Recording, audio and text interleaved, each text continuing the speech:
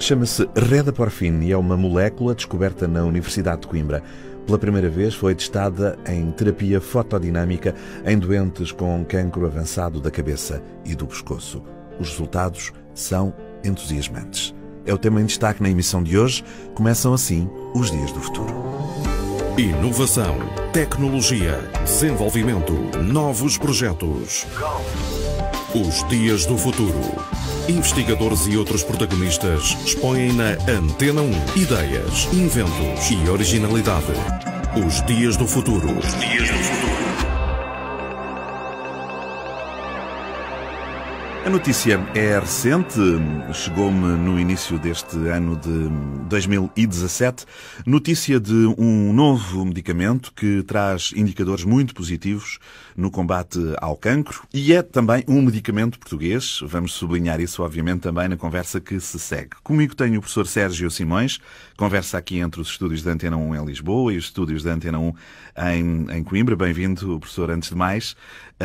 Já agora posso começar por aqui. Há um motivo que justifica o facto de também estar a falar consigo e a partir de Coimbra, porque é a partir de Coimbra, tanto quanto sei, que se faz o trabalho, ou que se está a ser feito o trabalho de investigação que levou agora à descoberta deste novo medicamento. Quer situar-nos um pouquinho, então, antes de mais, no início de conversa, esta área de investigação, e neste caso também esta área geográfica de investigação?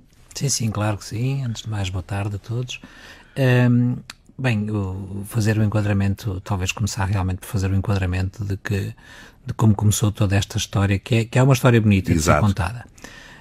Nós estamos em Coimbra, de facto, e beneficiamos muito de uma universidade que tem muitos anos, mas que se quer muito moderna. E moderna fundamentalmente na transmissão do conhecimento e na transformação do conhecimento que ela é capaz de gerar em produto.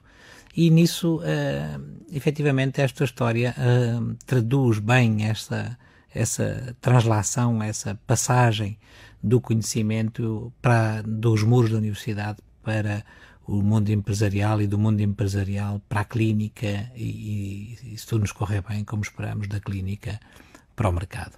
Esta história começou há muitos anos atrás, começou por volta de 2004, 2005, quando um grupo de cientistas, de investigadores aqui da Universidade de Coimbra e mais concretamente do Departamento de Química desta universidade, quando iniciaram uma investigação num novo tipo de moléculas com propriedades muito especiais. São moléculas que por si só não têm qualquer tipo de atividade, mas que quando são excitadas pela luz, por determinado comprimento de luz, portanto com comprimento de onda de luz, com luz muito específica, com lasers, por exemplo, Exato. Elas adquirem essas propriedades.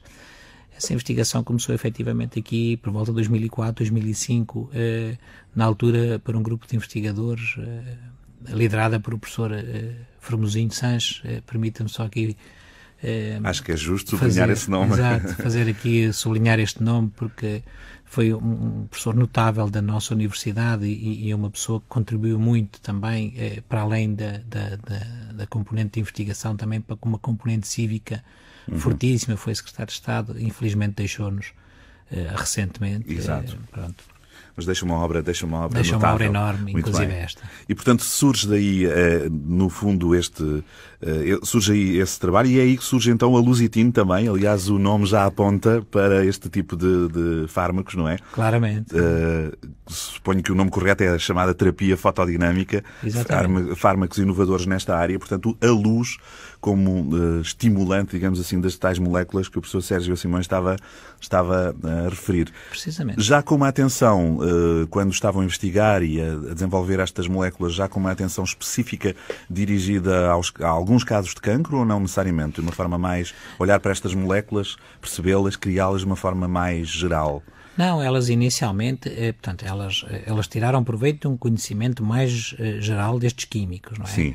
Mas depois começaram o seu desenvolvimento, foi muito dirigido, ou seja, foi uma boa passagem desta investigação dita mais fundamental para uma investigação mais aplicada. Estes químicos começaram por tentar desenhar compostos, conceber novos compostos que de facto pudessem ser aplicados na clínica, portanto tivessem as propriedades adequadas à sua utilização na clínica e concretamente no âmbito da oncologia. Porque esta terapia, este procedimento terapêutico, terapia fotodinâmica, como disse bem, tem um aspecto particularmente interessante, que é como nós só temos um efeito dos fármacos no local onde fazemos incidir a luz, acabamos por conseguir gerar um conceito de fármaco inteligente, ou seja, temos uma ação muito dirigida, apenas onde há luz, onde há incidência de luz, aí há efeitos tóxicos. Isto é muito importante em oncologia, porque um dos grandes problemas que nós temos hoje na terapêutica oncológica é efetivamente a quantidade de efeitos adversos que os medicamentos provocam e que muitas das vezes são responsáveis pelo não cumprimento dos protocolos na íntegra e, portanto, pelo abandono dos protocolos terapêuticos e no fim do dia, por ausência do efeito pretendido. Portanto, aqui tentou-se aproveitar esta particularidade para ter um efeito muito dirigido e um efeito tóxico exatamente apenas na área da lesão, apenas na área do tumor. Muito bem. Vamos, já agora que estamos a falar aqui das entidades envolvidas na criação deste medicamento, a Lusitin, que o professor é o diretor, juntamos também aqui a Blue Pharma, a indústria farmacêutica, ou seja, pressupõe-se e percebe-se que cada vez mais este tipo de trabalhos, mais cedo ou mais tarde, no seu caminho de investigação, se juntem à indústria farmacêutica. É preciso produzir um medicamento, não é? Passá-lo do laboratório para aqui e trazemos também para aqui o IPO, o Instituto do Porto, não é? Trazemos ainda mais entidades. E mais entidades? Ainda Sim, mais entidades. Eu tinha referências destas três. E são, de facto, três importantíssimas. Portanto, elas entram em fases diferentes do projeto. E é também aqui penso eu, para os nossos ouvintes, uma história interessante de ouvir, porque é a prova de como é possível fazer coisas bem feitas em Portugal e tirar proveito do que cá temos. Este projeto nasceu nos muros da universidade, como há pouco estávamos a dizer. Em determinada altura, a Blue Pharma juntou-se, a Blue Pharma, que é uma empresa, portanto, uma indústria farmacêutica mais consolidada, não é? Portanto, com uma atividade já muito bem estabelecida, com muita gente, para mais de 300 pessoas. O que é que acontece? Olhou para esta oportunidade como uma forma de criar um produto inovador na área da oncologia. Associou-se à universidade, numa fase inicial apenas como parceira de projeto, okay? E, portanto, começamos a tentar fazer coisas juntas, a cofinanciar o projeto. Conseguimos envolver para esses mesmos projetos os hospitais da Universidade de Coimbra, no tempo, a própria Câmara Municipal de Coimbra associou-se a este projeto. Portanto, houve aqui um conjunto, um agregar de forças e de vontades que foram permitindo que o projeto avançasse, dando origem a cada vez a resultados mais promissores. E em determinada altura, alguns em 2010, sentimos que era o momento de profissionalizar o projeto e de lhe atribuir um perfil jurídico próprio, portanto, constituir uma empresa. E foi aí que nasceu a Lusitin, essa empresa, que é uma startup de base tecnológica e que tem, então, como sócios os investigadores, portanto, os inventores das moléculas, que saíram da sua zona de conforto, que era basicamente serem investigadores e professores universitários, e que se aventuraram neste mundo empresarial de desenvolver projetos. A própria Blue Pharma, que empresta aqui toda a sua rede, não é, de suporte.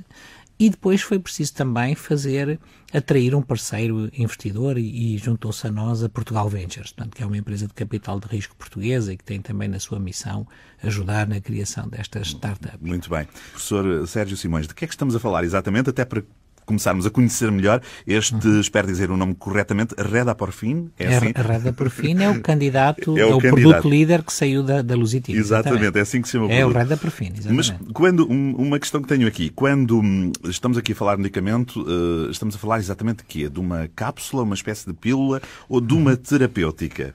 De que é que estamos a falar exatamente? Ora bem, nós estamos a falar, como sempre acontece na área da oncologia, de um procedimento. Um procedimento. Um procedimento terapêutico que envolve a administração de um medicamento. Sim. Neste caso não é uma cápsula, é um injetável. Portanto, é um medicamento que é administrado nos doentes por via intravenosa, ou seja, pela administração nas veias. Sim. Okay?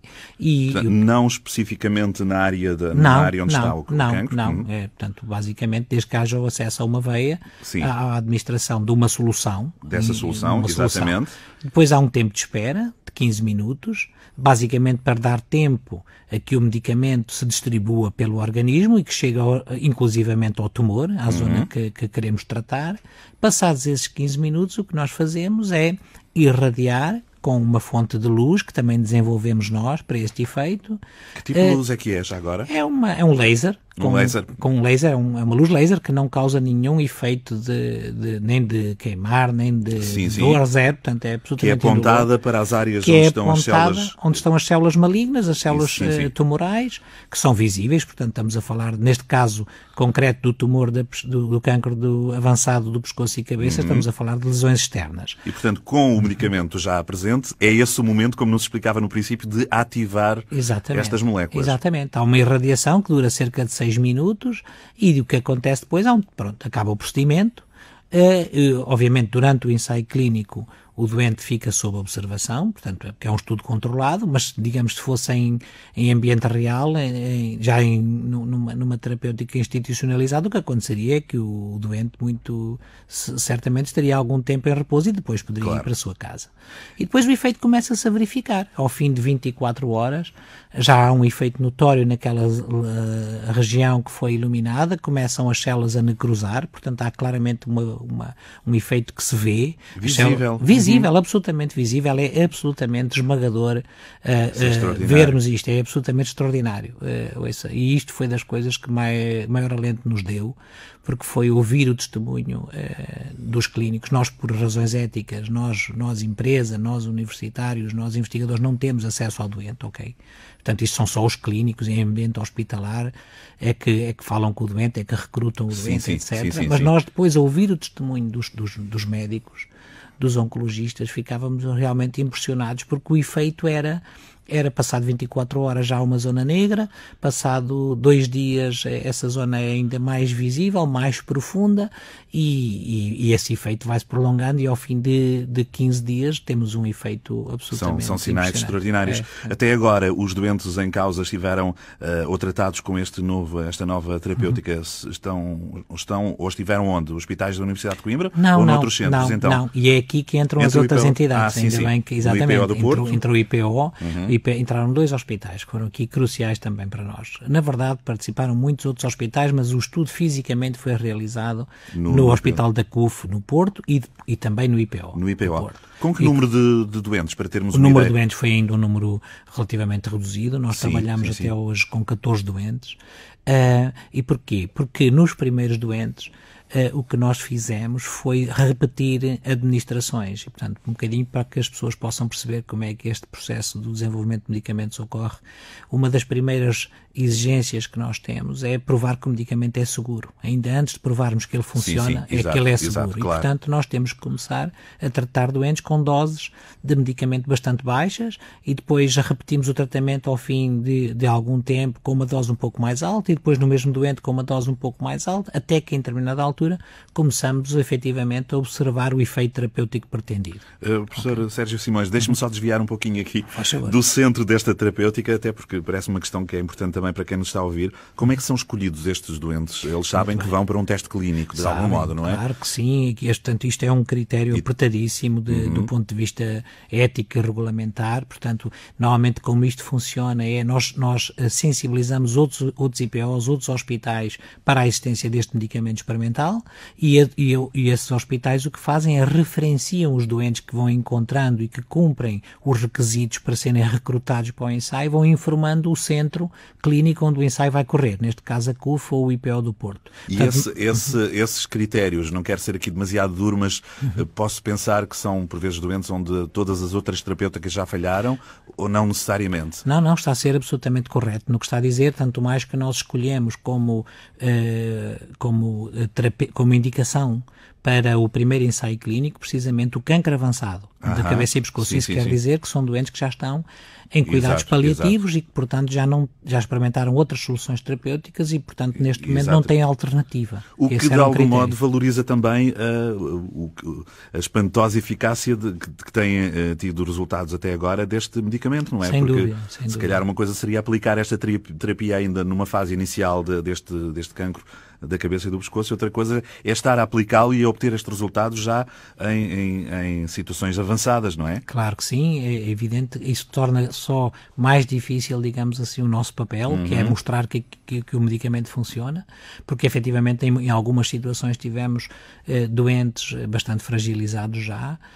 No entanto, também torna ainda mais notável a observação da recuperação desses doentes. Há um exemplo particular, num doente em que tratamos uma lesão bastante extensa e em que tratamos a lesão toda, que era um doente já em cuidados paliativos e em que a lesão exterior basicamente desapareceu ao fim de 2 semanas de tratamento.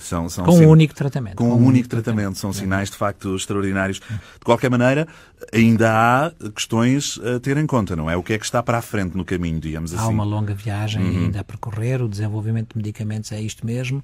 Este foi um passo importantíssimo porque basicamente tivemos todas as autorizações para fazer o teste em humanos, em doentes, mostramos que o medicamento é seguro, bem tolerado e funciona, e agora o que temos que fazer é alargar o número de doentes no sentido de encontrarmos os critérios estatísticos que demonstrem inequivocamente que temos uma solução terapêutica que pode funcionar e pode ser aprovada para ser comercialmente utilizada para este tipo de tumores.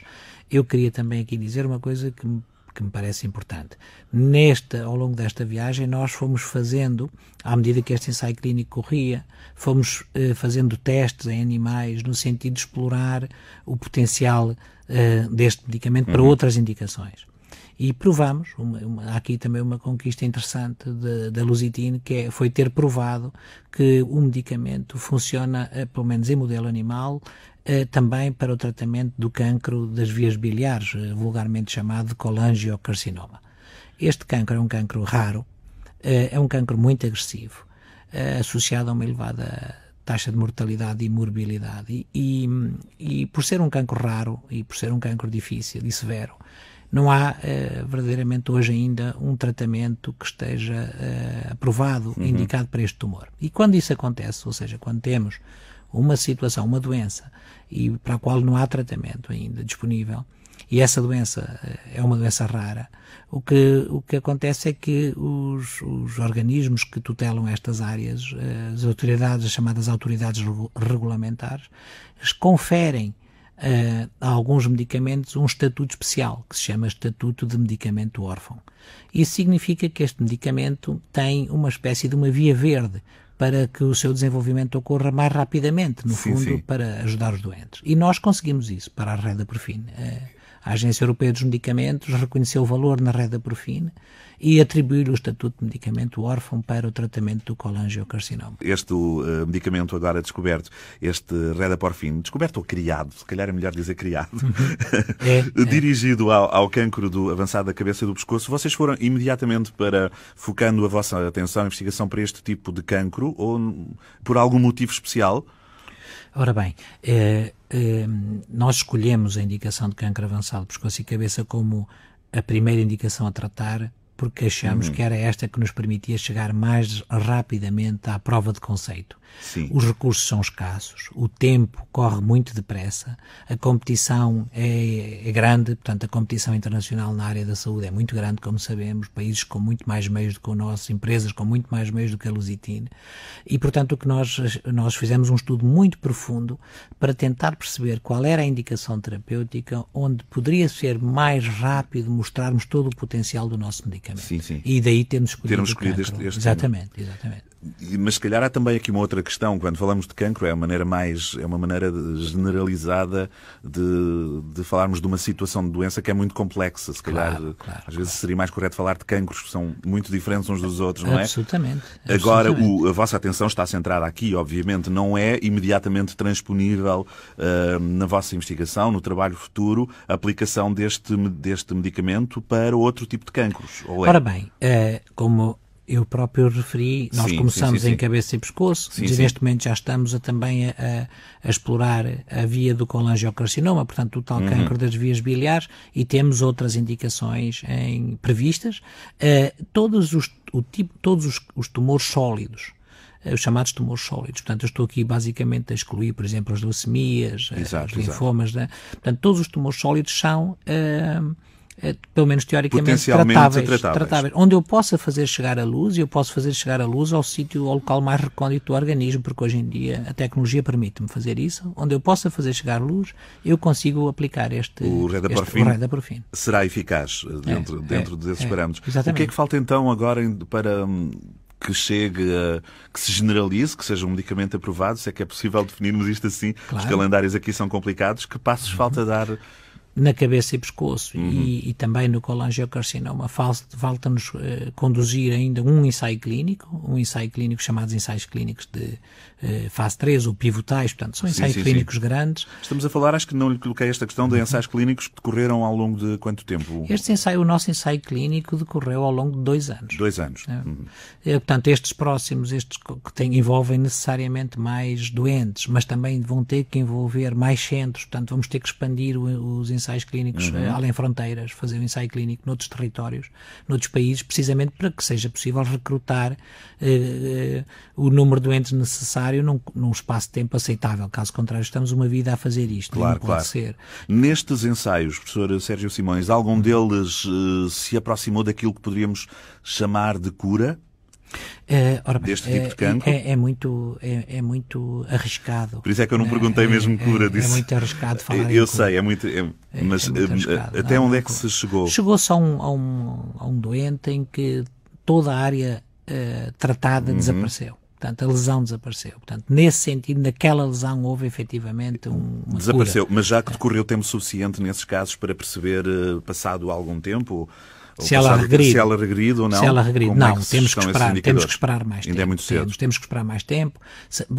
O que é certo e seguro é que melhoramos imensamente, desde logo, a qualidade de vida daqueles doentes, e daquele doente em particular, tornando-o mais robusto, mais apto, inclusivamente a fazer outras abordagens que de alguma forma o tornam mais robusto e que o dotam a si próprio, ao doente, com maiores capacidades de resistir à doença, não é? E, portanto, isso foi uma melhoria notável. Mas falar em cura, em oncologia, é um processo complicado. Eu sei, é um processo complicado, não é nada que esteja até nos horizontes mais próximos. Sim, para nós é uma alegria transformar, se pudéssemos transformar lesões em problemas crónicos, ou seja, que pudessem ser tratados, ainda que de uma forma recorrente. Tanto conhece da investigação nos vários campos, é para aí que se deve apontar nesta altura, e não propriamente falar de cura, não é? Claro. Mas esse já seria um avanço notável. Um avanço notável, não é? Sim, sem dúvida. Muito bem. Professor Sérgio Simões, muito obrigado, parabéns pelo trabalho. Eu é que agradeço. E continuação de sucessos. Muito obrigado.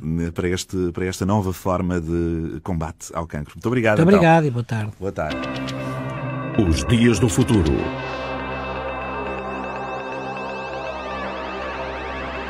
E agora vamos conhecer os destaques da edição desta semana do Clique, Jornal Antena 1, Universidade de Aveiro, edição de Catarina Lázaro. Olá, seja bem-vindo ao Clique. Um estudo coordenado pelo Instituto de Biomedicina da Universidade de Aveiro avaliou as atitudes e os conhecimentos dos médicos de medicina geral e familiar e dos farmacêuticos em relação ao consumo de antibióticos. Os investigadores concluíram que a pressão dos doentes é um dos fatores que contribui para a decisão de prescrever e dispensar estes fármacos. Na rubrica Horizonte Aparente apontamos holofotes para a norte-americana Vera Rubin, que morreu mês passado. O físico Carlos Herdeiro sublinha que o legado desta astrónoma não se fica pela ciência. Uma equipa do Departamento de Química da Universidade de Aveiro desenvolveu um sensor que detecta alquifenóis. Trata-se de um poluente que está presente na água e em plásticos. Com esta nova tecnologia, a monitorização passa a ser feita de forma mais rápida, simples e barata.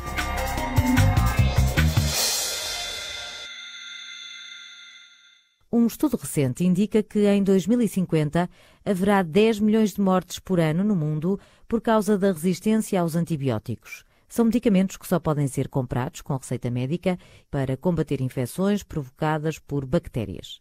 O problema é que o uso incorreto dos antibióticos está a contribuir para o aumento de bactérias multiresistentes. Quando as bactérias estão expostas consecutivamente aos antibióticos, acabam, de facto, por criar estes mecanismos de resistências. E podem ser, de facto, estas bactérias multiresistentes podem ser resistentes a uma classe de antibióticos ou até mais do que uma classe de antibióticos, o que vai dificultar depois, muitas vezes, de facto, o tratamento dos doentes, não é? Com elevados custos para o sistema, quer em termos de morbilidade, quer em termos de mortalidade. Teresa Herdeiro, investigadora do Instituto de Biomedicina da Universidade de Aveiro, acrescenta que estamos perante um problema de saúde pública, agravado pelo facto de, nos últimos anos, não terem surgido no mercado novos antibióticos. Mesmo Fleming, quando recebeu o Prémio Nobel em 45, disse de facto isto, é que nós, se não fizermos uma utilização adequada destes fármacos, podemos voltar, no fundo, àquilo que era pré-antibiótica. Não é? Temos muitos antibióticos no mercado, não é? Não é essa a questão. O que acontece é que, de facto, pela sua, muitas vezes, utilização inadequada, acabamos muitas vezes por usar fármacos relativamente recentes, mas não são o número de fármacos que vão sendo produzidos nesta área não acompanha, por exemplo, aquilo que nós falámos, por exemplo, na área da oncologia. Por estarem na linha da frente, próximos dos doentes, um estudo financiado pela Fundação para a Ciência e Tecnologia avaliou os conhecimentos e as atitudes dos médicos de medicina geral e familiar e dos farmacêuticos. Através de inquéritos foram identificadas situações a evitar. Encontramos atitudes que estão relacionadas com questões de prescrição inadequada ou de dispensa inadequada, como seja muitas vezes, por exemplo, a complacência com o doente. Não é? O doente também acaba por fazer muitas vezes alguma pressão para a utilização do medicamento. Outra, por exemplo, é muitas vezes não termos noção, como profissionais de saúde, que não temos tido nos últimos anos, nas últimas décadas, medicamentos novos, não é? Para aquilo que são as bactérias multiresistentes. Portanto, não tem havido inovação terapêutica, digamos assim, nesta área. A investigadora da Universidade de Aveiro lembra que gripes, viroses e constipações não se curam com este tipo de fármacos e sublinha que há ainda um grande desconhecimento por parte da população. Por exemplo, no último estudo do Eurobarómetro, em 2013, de facto, a população portuguesa, em relação àquilo que são as suas atitudes e conhecimentos em relação aos antibióticos, tem, de facto, portanto, valores baixos, relativamente baixos, comparativamente com outros países. Por exemplo, o não terminarem a medicação, não é? O, por vezes, deixarem alguns restos, digamos assim, de antibiótico e depois, numa situação que pensam ser semelhante, não é? Voltar a utilizar, sem haver aqui nenhum profissional de saúde que faça a vigilância e o acompanhamento desta situação.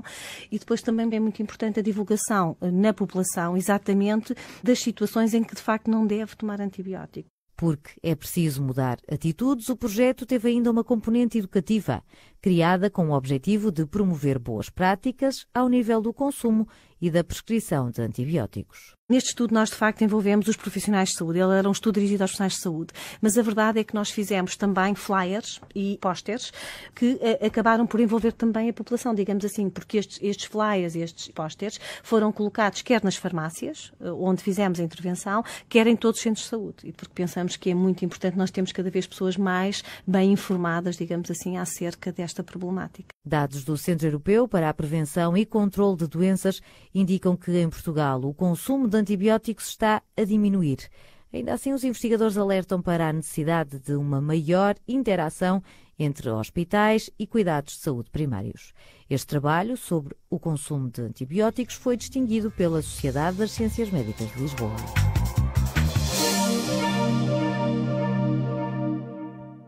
Na rubrica Horizonte Aparente, Carlos Herdeiro passa em revista o trabalho de Vera Rubin sobre a rotação das galáxias e a existência de matéria escura.